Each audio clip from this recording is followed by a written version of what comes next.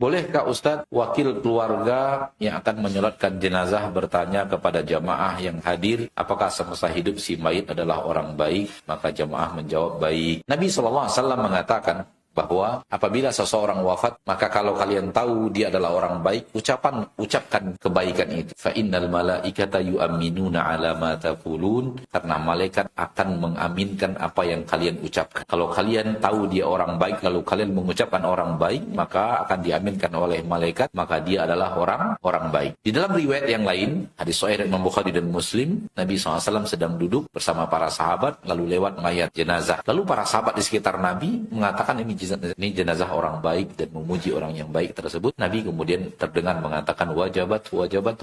Lalu kemudian lewat lagi jenazah berikutnya, para sahabat yang ada di sekitar Nabi mengatakan bahwa jenazah ini jenazah orang yang tidak baik. Lalu Nabi mengatakan wajabat. Wajib. Para sahabat bertanya, ya Rasulullah, kami mendengar engkau mengatakan wajib. Kenapa? Kata Nabi SAW, tadi kalian memuji kebaikan jemaah jenazah yang tadi lewat yang pertama, maka saya katakan wajabat, wajib, yaitu wajib untuknya surga. Lalu lewat lagi jenazah, lalu kalian mengucapkan bahwa itu jenazah orang yang tidak baik. Wajabat, wajib, maksudnya wajib baginya neraka. Tentu Rasul dapat wahyu dari Allah juga. Ini tidak serta-merta hanya dengan ucapan orang, tapi Rasul adalah orang yang dapat wahyu. Apa yang dikatakan sahabat sesuai dengan keadaan jenazah, wajib baginya surga. Yang apa yang dikatakan sahabat sesuai dengan keadaan jenazah nanti, karena Rasul dapat wahyu, dia akan masuk neraka.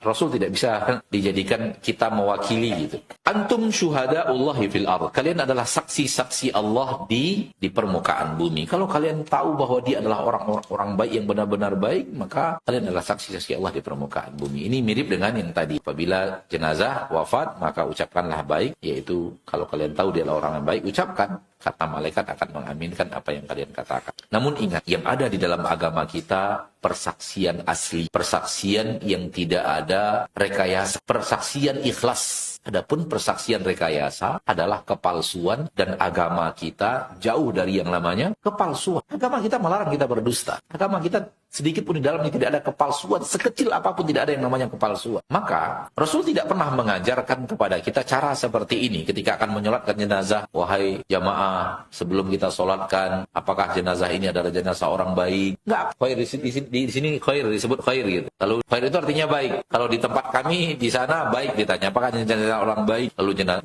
makmum yang datang mau menyolatkan, oh jenazah baik. Gitu. Kan nggak mungkin mereka mengatakan jelek. Gitu. Ya nggak mungkin. Soalnya nggak mungkin lagi. Apakah ini jenazah orang baik? Enggak, jenazah orang jahat gitu kan nggak mungkin lagi. Sudah mewajibkan orang untuk mengatakan baik.